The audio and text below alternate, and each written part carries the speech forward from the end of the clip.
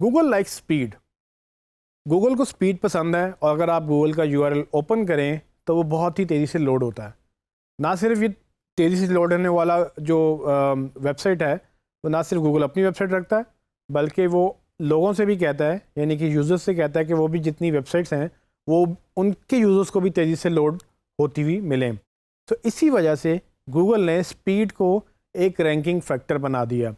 Ranking factor से मुराद कि Google अब स्पीड को मेजर करता है कि कितनी देर में कौन सी वेबसाइट लोड हो रही है, और अगर वो लेट लोड हो रही है तो गूगल आपको पेनल्टी भी डालता है। पेनल्टी आपको कैसे डालता है? वो आपको रैंक नहीं करेगा और वो उन वेबसाइट्स को रैंक करेगा जो एक्चुअली जल्दी लोड होती हैं।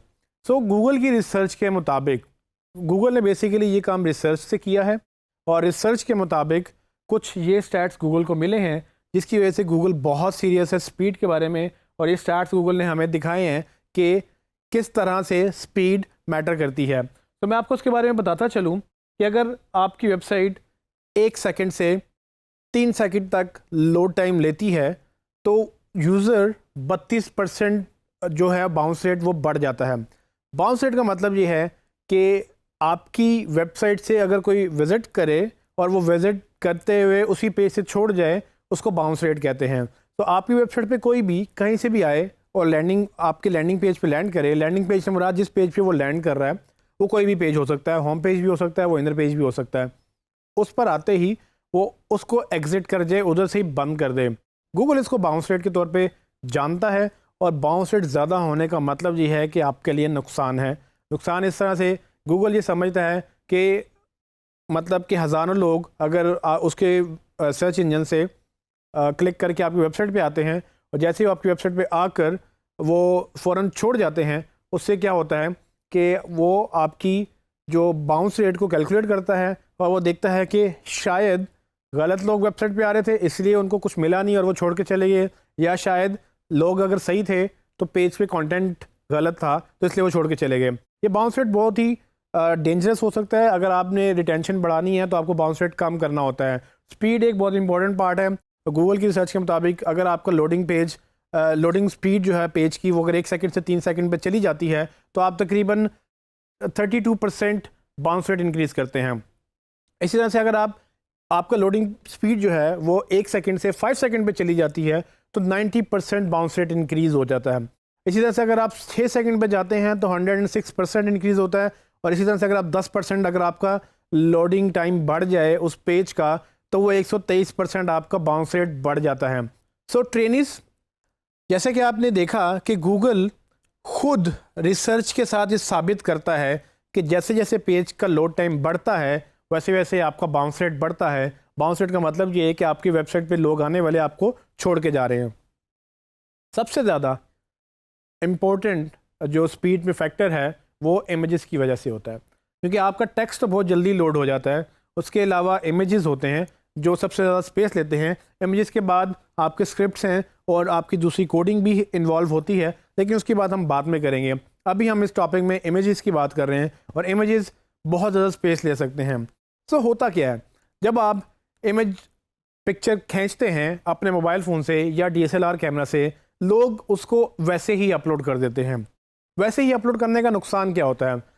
आप जब 10 मेगापिक्सल, 5 मेगापिक्सल, 12 मेगापिक्सल या ये मेगापिक्सल के कैमरा यूज़ करते हैं और वो तस्वीरें खींचते हैं, तो होता क्या है कि आपके उस कैमरे की तस्वीरें बहुत बड़ी होती हैं। बहुत बड़ी होने से मुराद कि वो प्रिंट रेडी होती हैं कि आप उनको प्रिंट करा सकते हैं और वो अच्छी क्वालिटी में प्रिंट हो सकती हैं। प्रॉब्लम ये है कि हमें प्रिंट रेडी वेबसाइट जो इमेजेस हैं वो हमें वेबसाइट के ऊपर नहीं चाहिए होते हैं। हमारी स्क्रीन की रेजोल्यूशन लिमिटेड हैं और इन स्क्रीन की रेजोल्यूशंस तकरीबन कुछ आपके सामने, जैसे कि आप देख सकते हैं कि HD रेजोल्यूशन भी 1920x1080p होती है। अगर आप HD के नाम से वाकिफ़ हैं तो आप TV HD लेते हैं, आप स्क्रीन HD लेते हैं, या आपके लैपटॉप की स्क्रीन HD होती है। उसका मतलब ये है कि मैक्सिमम रेजोल्यूशन उसकी 1920x1080p है। ये पिक्सल जो रेजोल्यूशन है बेसिकली इमेज इससे बड़ा होगा तो भी इतना ही नज़र आएगा। बड़ा होने से नुकसान क्या होगा कि वो आप बड़ा अपलोड कर तो देंगे, वो आप 4000 10,000 भी अपलोड कर सकते हैं, लेकिन जब वो स्क्रीन पे लोड होगा तो वो इसी रेजोल्यूशन में नज़र आएगा। तो हम इस रेजोल्यूशन से बड़ा इमेज क्यों अपलोड करें जब हमारे यूज़र ने देखना ही छोटा इमेज है, क्योंकि अगर वो बड़ा इमेज लोड होगा टाइम वो उतना ही लेगा जितनी वो फाइल का साइज़ था। वो कभी 10 MB होता है, कभी 20 MB भी चला जाता है, डिपेंडिंग उनके इमेज कितना बड़ा है। गूगल की रिकमेंडेशन के मुताबिक आपके इमेज का साइज़ 100 KB से कम होना चाहिए। अगर आपका इमेज 100 KB से बड़ा है, 100 KB मतलब 100 किलोबाइट से बड़ा है, तो आपको उसको ऑप्टिमाइज़ करना है। और ऑप्टिमाइज़ करने के लिए दो तरीके हैं, दो चीज़ें हमने देखनी होती हैं कि ऑप्टिमाइजेशन किस किस तरह से हो सकती है। पहली चीज़ इमेज की डायमेंशंस और दूसरी चीज़ इमेज की क्वालिटी जिसको आप कंप्रेस कर सकते हैं। तो ये दो चीज़ें टेक्निकली यूज़ होती हैं ऑप्टिमाइज़ करने के लिए, और मैं आपको बताता हूँ कि ये कैसे होती हैं।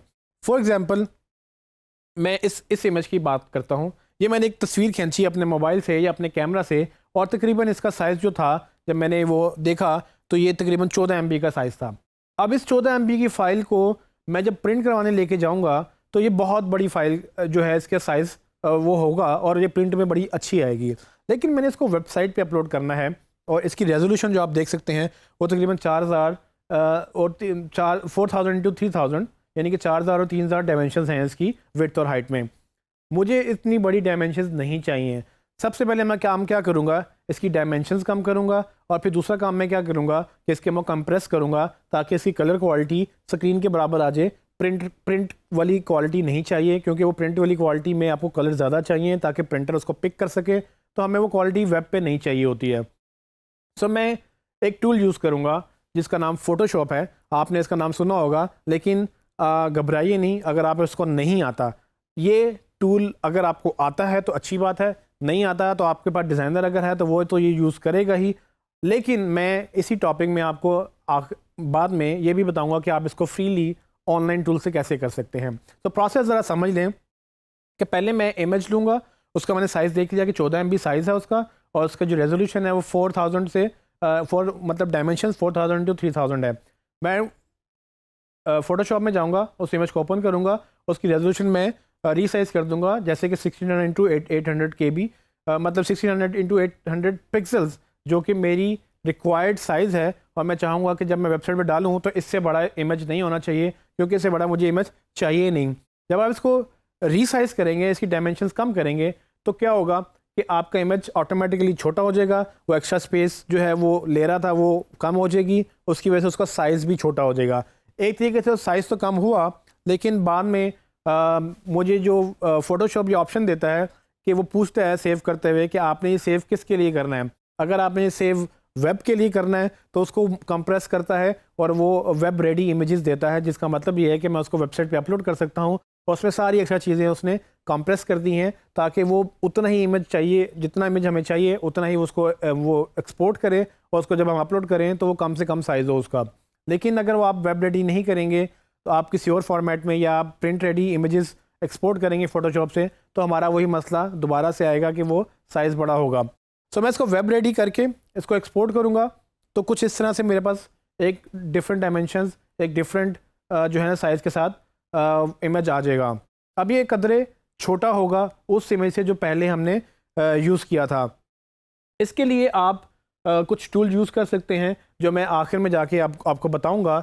लेकिन इससे पहले मैं आपको ये बताऊंगा कि इमेज का साइज़ और डायमेंशन कम करने के अलावा इमेज का रिस्पॉन्सिव होना भी ज़रूरी है। रिस्पॉन्सिवनेस से क्या मुराद है? अगर आप किसी वेबसाइट को विज़िट करें तो आपको कुछ इस तरह से वो उसका डिस्प्ले जो है वो डिफरेंट स्क्रीन पे डिफरेंट नज़र आता होगा। सो आप जिस दुनिया में हम रह रहे हैं आज के दौर में, सबके पास मोबाइल हैं और सबके पास डिफरेंट लैपटॉप हैं, डिफरेंट स्क्रीन्स हैं, इवन कि टीवीज़ पे भी लोग अब कंप्यूटर यूज़ कर लेते हैं। सो आपकी वेबसाइट किस स्क्रीन पे किस तरह से नज़र आ रही है, इसको रिस्पॉन्सिवनेस बोलते हैं। रिस्पॉन्सिवनेस का मतलब कि आपकी वेबसाइट उस स्क्रीन के साइज़ को किस तरह से रिस्पॉन्ड कर रही है। अगर वो स्क्रीन का साइज़ छोटा है, जैसे कि मोबाइलों में छोटी स्क्रीन होती हैं, तो आपकी वेबसाइट वहाँ कैसे नज़र आ रही है, टैबलेट पे कैसे नज़र आ रही है, डेस्कटॉप पे कैसे नज़र आ रही है, और अगर आप टीवी पे भी खोलें तो वो कैसी नज़र आएगी। तो एक इमेज इस तरह से वेबसाइट पे लगना चाहिए कि वो रिस्पॉन्सिवनेस को कैटर कर सके, वो रिस्पॉन्सिवनेस फ्रेंडली होना चाहिए। अगर आप इमेज लगाएं छोटी स्क्रीन पे वो कट जाए, वो रिड्यूस ना हो, उसका साइज़ बैलेंस आउट ना हो, तो इमेज बुरा लगेगा। सो ये दो चीज़ें आपने ध्यान में रखनी है, एक उसका साइज़ और एक उसकी रिस्पॉन्सिवनेस, ये दोनों आपने बेहतर करनी है। साइज़ के लिए हमें दो चीज़ें फर्दर देखनी होती हैं, जिसमें हम उसकी डायमेंशंस देखते हैं कि वो कितनी चाहिए हमें और वो कितनी इमेज की डायमेंशंस हैं, उसको हम छोटा करते हैं और उसके बाद हम उसका कंप्रेशन देखते हैं कि हमें कितनी क्वालिटी में वो चाहिए, उस कंप्रेशन को हम कम करते हैं। मैं भी आपको एक लाइव डेमो दिखाता हूँ जिसमें आप एक फ्री ऑनलाइन वेबसाइट यूज़ करके अपने इमेजेस को छोटा कर सकते हैं, लेकिन इसके लिए बहुत सारी एप्लीकेशन भी अवेलेबल हैं। डिपेंडिंग ऑन कि आप कौन सा सिस्टम यूज़ करते हैं, आपको बहुत सारे टूल्स मिल जाएंगे जो आप डाउनलोड कर सकेंगे। अगर आप नहीं करना चाहते तो आप इस वेबसाइट को भी यूज़ कर सकते हैं। तो आइए देखते हैं कि ये कैसे होता है। जैसे कि आप मेरी वेबसाइट पे देख सकते हैं कि इसमें मैंने एक वेबसाइट ओपन की है resize.net। ये एक वेबसाइट है जिसमें आप फ्रीली अपने इमेजेस को रीसाइज कर सकते हैं, उसको कंप्रेस भी कर सकते हैं। लेकिन अगर आपको लगता है कि आपको और टूल्स चाहिए तो आप सिंपल गूगल में जाएं और इमेज रीसाइजिंग टूल्स आप सर्च कर सकते हैं, या इमेज ऑप्टिमाइजेशन टूल्स भी आप सर्च कर सकते हैं। आपको बेशुमार टूल्स मिल जाएंगे जो आप डाउनलोड कर सकेंगे। लेकिन फ़िलहाल मैं इस टूल को यूज़ करते हुए मैं आपको एक इमेज ऑप्टिमाइज़ करके दिखाऊंगा। ये इमेज पाकिस्तान के इंडस रिवर के बारे में है। अगर आप मेरी स्क्रीन देख रहे हैं तो इसमें आप जैसे कि देख सकते हैं कि ये एक इमेज है जो बेसिकली पाकिस्तान में एक रिवर का इमेज है, और चूँकि मैंने इसको अपनी वेबसाइट पर लगाना है, मुझे ये अच्छा लग रहा है तो मैंने इसको डाउनलोड किया। अब मैं इसको अपलोड करने से पहले ये देखूँगा कि क्या ये इमेज वेब फ्रेंडली या एसईओ फ्रेंडली है कि नहीं, क्योंकि उसमें मुझे ये देखना है इसका साइज़ क्या है। अगर आप मेरी स्क्रीन के राइट साइड पे देखेंगे तो आपको नज़र आएगा कि ये बेसिकली JPEG इमेज है और इसका जो साइज़ है वो 1.2 MB है। हमने जैसे कि अभी अंडरस्टैंड किया कि इमेज का साइज़ तकरीबन KBs में होना चाहिए, तो जितना आप इसको छोटा कर सकें उतना बेहतर है। और उसके बाद इसकी डायमेंशन अगर आप देखें तो ये डायमेंशन 4000 to 3000 डायमेंशन हैं इसकी, और ये डायमेंशन बेसिकली क्या है कि ये बहुत ज़्यादा हैं मेरी रिक्वायरमेंट से। तो मैं इस इमेज को अपलोड करूँगा उस वेबसाइट के ऊपर, इसको रीसाइज़ करूँगा और इसको कंप्रेस करूँगा और फिर हम देखेंगे कि इसका क्या साइज़ बनता है। तो मैं वापस आता हूँ वेबसाइट के ऊपर, यहाँ मैं अपलोड इन इमेज पे क्लिक करूँगा और मैं उस इमेज को सिलेक्ट करूँगा और उसको ओपन कर लूँगा। जैसे मैं इसको ओपन करूँगा वो उसको अपलोड करेगा और मुझे एक प्रीव्यू दिखाएगा।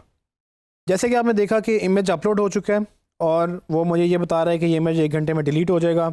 सो हमें इसको अभी फ़ौरन एक्सपोर्ट करना है। तो आप देखेंगे कि मेरे इमेज का जो साइज़ है वो उसने इमेज का प्रीव्यू मुझे दिखा दिया है। मैं इस इमेज को क्रॉप नहीं करूँगा। क्रॉप का मतलब ये होता है कि एक्स्ट्रा चीज़ें, एक्स्ट्रा इन्फॉर्मेशन आप काट सकते हैं। तो इमेज मुझे पूरा ऐसे ही चाहिए, मुझे उसको काटना नहीं है, मुझे उसकी सिर्फ डायमेंशंस कम करनी है। तो मैं इस सेकंड ऑप्शन को छोड़ दूँगा और उसके बाद मैं जाऊँगा रोटेट इमेज थर्ड ऑप्शन पे, वो भी मुझे नहीं करना तो मैं उसको भी छोड़ दूँगा। फोर्थ पे वो मुझसे पूछ रहा है कि आपने इसको रीसाइज करना है या नहीं।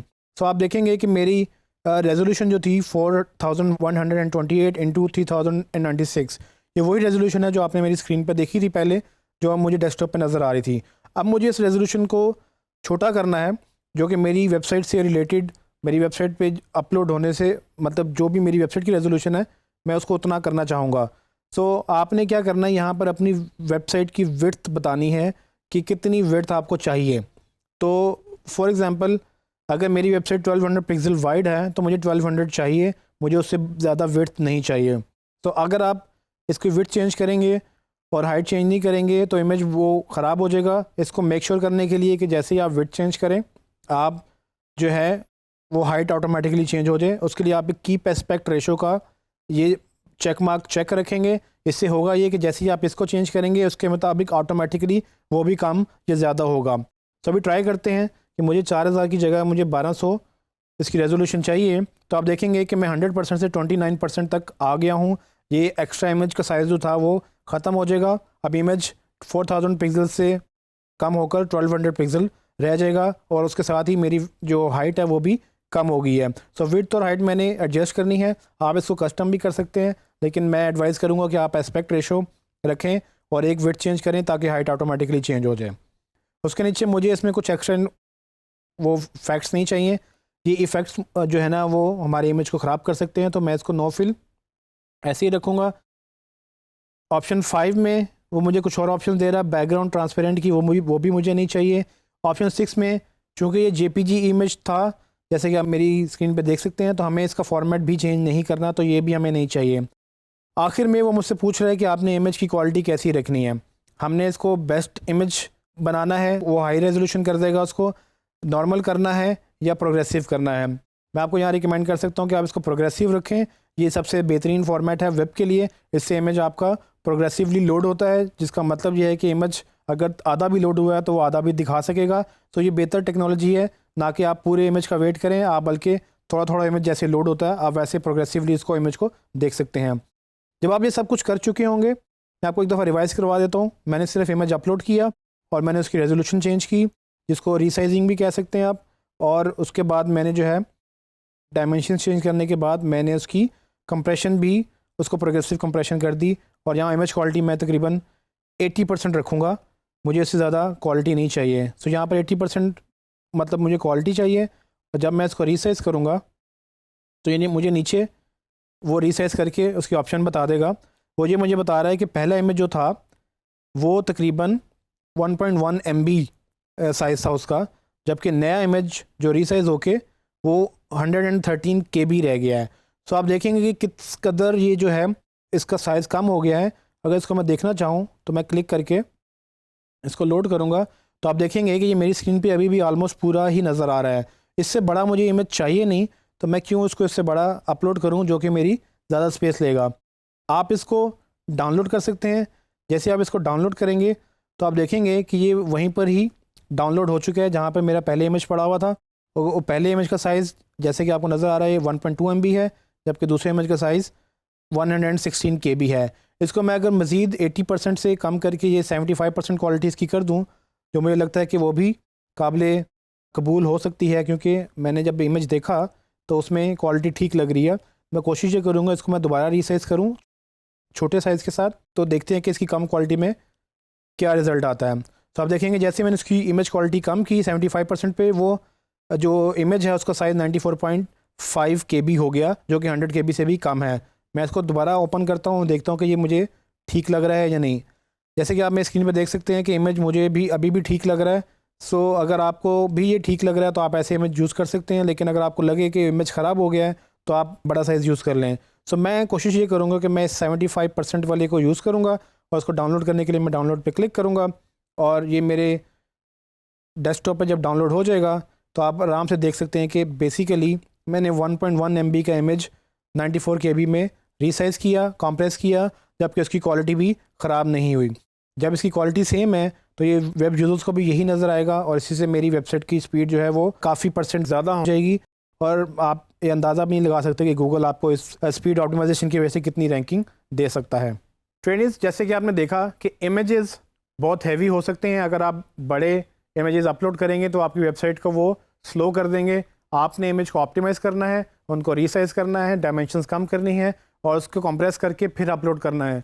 ये बहुत इंपॉर्टेंट फैक्टर है, क्योंकि अगर आपका पेज लोड ना हुआ तो यूज़र छोड़ के चले जाएंगे, जैसे कि गूगल के रिसर्च ने साबित किया। और ना सिर्फ यूज़र छोड़ के जाएंगे बल्कि गूगल आपको SEO में रैंकिंग भी नहीं देगा। और हम SEO का कोर्स सिर्फ इसीलिए पढ़ रहे हैं कि हमने एक्चुअली रैंकिंग लेनी है। सो ये बहुत बड़ा डिज़ास्टर है जो बहुत सारे लोग करते हैं। आपको इसको अवॉइड करना है और आपको प्रॉपर अपने सारे इमेजेस को कंप्रेस करके उसकी डायमेंशंस उतनी बना के जितनी आपको चाहिए फिर अपलोड करना है, ताकि आपकी स्पीड वेबसाइट की बेहतर हो जाए।